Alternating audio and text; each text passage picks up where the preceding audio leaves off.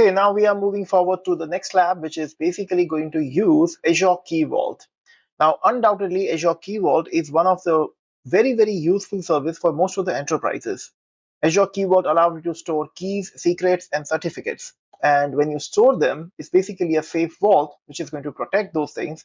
And you can retrieve those keys, secrets, and certificates securely in your applications or maybe in your multiple environments. Now, Azure Key Vault is very important for developers as well.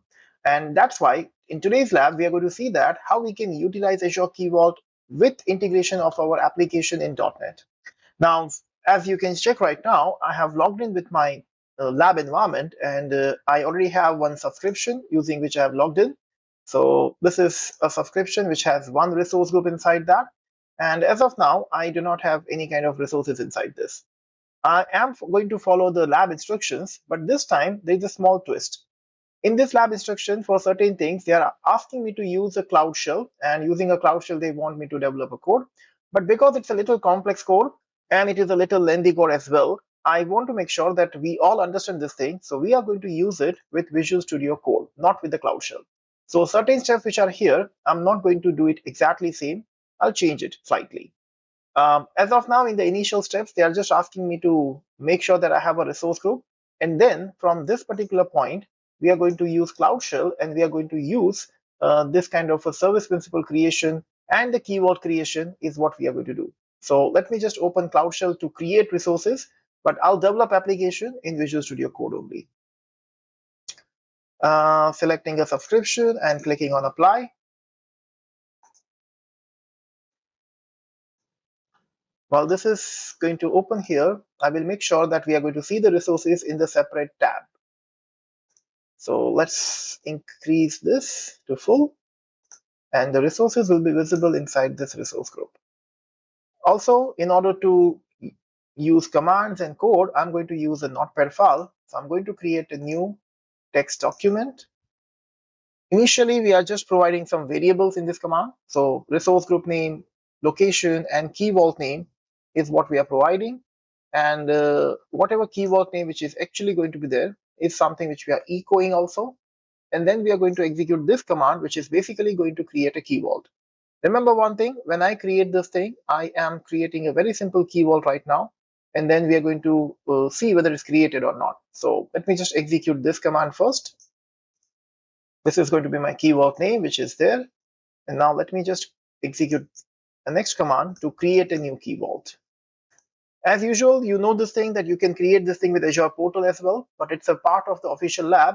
So I am executing this because I want you to get familiar with commands as well. So this is AZ Key Vault create, which is allowing you to create a new key vault with the specific location and the resource group which we have specified. It's registering a DNS for that. Yes, and I think it is done.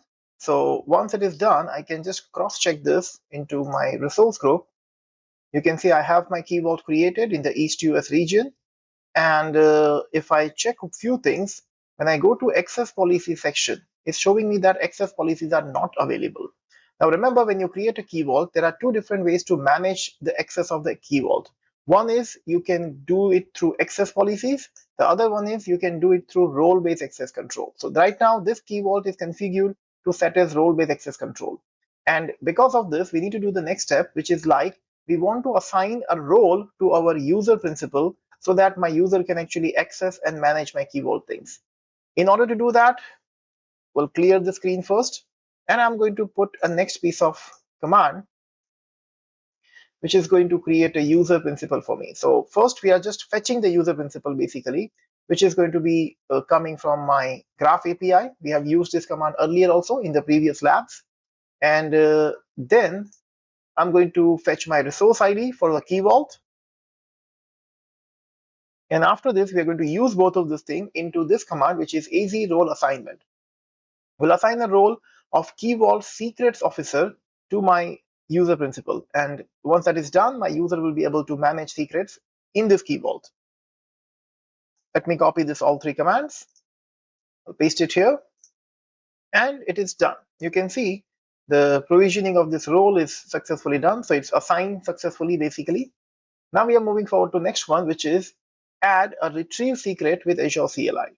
So So this is also having few more commands inside that. Let's try those.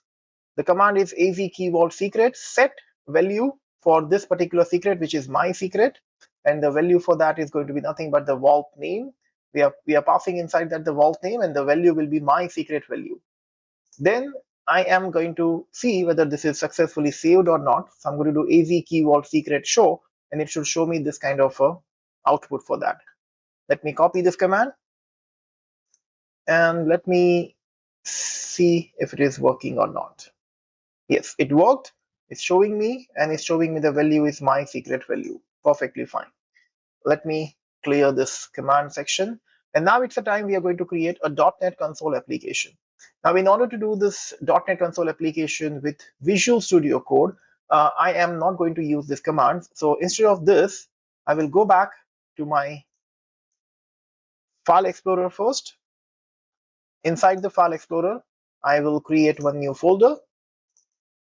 And let's say the name of the sample folder we are giving, same like this, is My Key Vault. So this is maybe an application. So My Key Vault is going to be the name of the application. Let's say I'm giving My Key Vault app. This is fine. We'll open Visual Studio Code. I'll open folder, and I'll select that folder, which is My Key Vault app. Select folder. Yes, I trust the author. And now it's the time we are going to execute the commands inside the terminal of my Visual Studio Code. The first command which I'm going to execute is the same, .NET New Console, which is basically going to create a new console application here. So let me just hit enter for this. As you can see, console application is created. I got a program.cs and CS proj file, which is perfect. Now I'm going to add some packages, which is Azure Identity and Azure Security.Key Vault. These two packages are going to be useful in our code, so that's why we are adding this. Second one also, I'll hit enter. Now once this is installed, the packages are actually installed successfully inside this project, so we are good to go. And this time, now we are going to change the code inside program.cs. If I go to program.cs, it just have a one simple hello world kind of a line there. Now I'm going to change this code, but I'm not going to change it directly inside this Visual Studio Code. Instead of that, I'm actually going to change it with the help of Notepad. So I'm just going to add the first piece of code here. It's adding some namespaces on the top, and then it's going to create a variable called Key Vault URL, where I have to put my Key Vault URL actually. And then we have a commented sections where we are going to add code to create a client, create a menu system, create a secret, and then list the secret using this. And that's what the goal is. Now, let me just replace this one, your Key Vault name, with my Key Vault name actually. So let me go back to my browser. This is my Key Vault name. I'll copy this and I'll put it in the Notepad file as of now, which is my Key Vault name.vault.azure.net, which is going to be the full Key Vault URL. Then inside this section, we are going to add code to create a client. It's a straightforward code, which is just creating a client object here. And before that, it's actually using default Azure credential options, which are given here. So it's going to log in and authenticate using that. Next, we are going to associate with add code to create a menu system. Now, this is basically giving me multiple options. So you can see it's doing a console.write line that please select an option from this. What do you want to do? You want to create a new secret, you want to list all the secrets, or you want to quit. So these are basically those options which we are configuring here. Because it's a console application, we have to just depend on this kind of a switch case, which is going to give me an options to choose from one of the options. So that's the second piece of code which we have done. Third one is actually going to be add code to create a secret. Now this is the one which is going to be executed if I choose create secret in the menu option. The task is going to execute asynchronously with that. It's using the secret client object, and inside the try block, if you see right now, we are getting the secret name for that particular user input, whatever we are providing in that. Once we fetch that name, using that, we are going to check whether the value is not empty. And if it is not empty, we want to get the secret value from that user input, and then we want to make sure that we are creating a new secret inside the key vault. In order to create a new secret, we are just going to do new key vault secret with that name and the value which user has passed on with that. It's a straightforward and simple method which we are going to call to create a new secret inside that. And if you have a permission, this code will work fine and it's going to allow you to authenticate with that. Next, I'm going to scroll down and I'm going to add on a code to list the secrets. Now, this is going to show me whether the secrets are listed properly, if it is created or not. So we are just going to put this code. In the try block, we are just having a simple text first, but then after that, we are running a for each loop. So it's going to show me each secret which are available inside that particular key vault. And that's a very simple printing which we are doing with this. To create a secret, we have a method to create secret. Here we have get secret async, which is a method to get the secret. I mean, all these methods are very self-explanatory, so it will be easier for you to remember the names of this method as well. Informing the user that we found the secret in that key vault, and then it's just going to print that thing. This is it for this. This is a full code. I'm going to do Control A, Control C, and I'm going to paste this code inside my program.cs file. And I'm going to save this. Now remember one thing, we are not following the exact steps of this particular lab environment. In this lab environment, they're asking me to do Azure and login. So basically AZ login is a command which they're asking me to do inside this. Now in this .NET application, if you provide some environment variables and if you associate with some linking of that, maybe you don't need to do any of this configuration in this case. So my code is correct. Let me just do a few things right now. So first I'm going to do .NET build. And I just want to make sure that there are no syntax issues in my code. If build is succeeded, instead of doing AZ login, I will actually do .NET run. I want to see without AZ login this is working or not, okay? Because AZ login is something which is configuring that environment inside the Cloud Shell and is going to authenticate with that user. Now, we also need a specific user who's going to execute this application. So for that, we will see whether it's required or not, and then I will explain it. While the application is building, let's check we have any secrets right now or not. So if I go to my key vault, under objects, we can find secrets. And if I click on the secrets, as of now, I won't have any secrets inside this. So you can see, okay, I think we have one secret which we have created actually. So this is my one secret which is there, which is my secret because we did this thing with the help of command. So this is one simple secret which is actually created here. Now remaining things we are going to do it with the help of code. Let me do .NET run. Build is successful. Let me do .NET run now. It's trying to run this application. Let's see. You can see it's giving me options. Please select an option. What do you want to do? You want to create a secret or you want to list all secret? Let's say I'm going to provide a choice 2. And if I do this thing, it's going to list that one and only one secret which is there inside the key vault. Let's see whether it's able to retrieve this or not. Now you can see this one.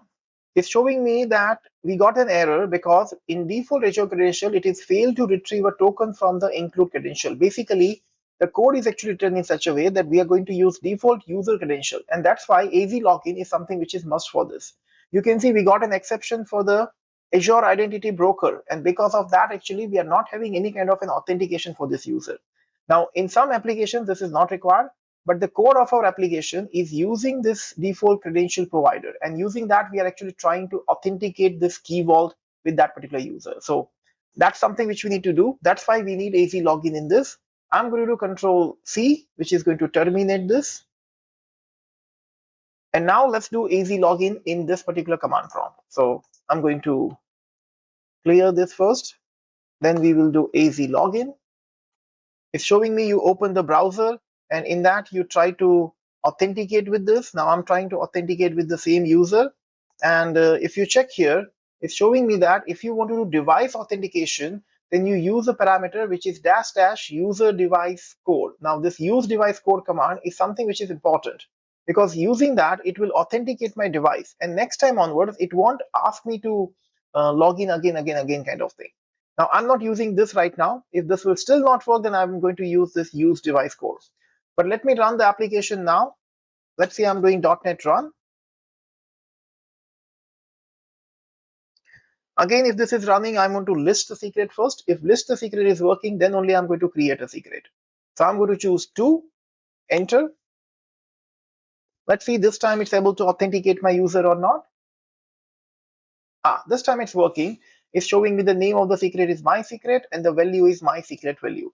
Now press enter to continue. I'm hitting enter. And this time I'm saying I want to create a new secret. So I'm putting 1. Now they are saying, please enter a secret name. Let's say in the secret name, I'm going to say my password. That's my secret name. And I'm going to hit enter. The value for my password is simple password 1. And I'm going to hit enter. Now this is something which is successfully created. Press the enter to continue. And now if I try to list the secret, it's going to show me 2 secrets from that. My password and my secret. Both are actually successfully created. Same way, if I want to cross-check this, I can just go to my key vault and I can refresh it here. My newly created secret is also going to be visible here, which is this one, my password. So this is it, guys. We have an application which is allowing you to create secret and retrieve secret as well. And both of these things you have done with the help of the C# code. So that's something which is important. I hope you liked this video. I hope you understood this code. And thank you so much for watching this video. I'll see you in the next video. Thank you.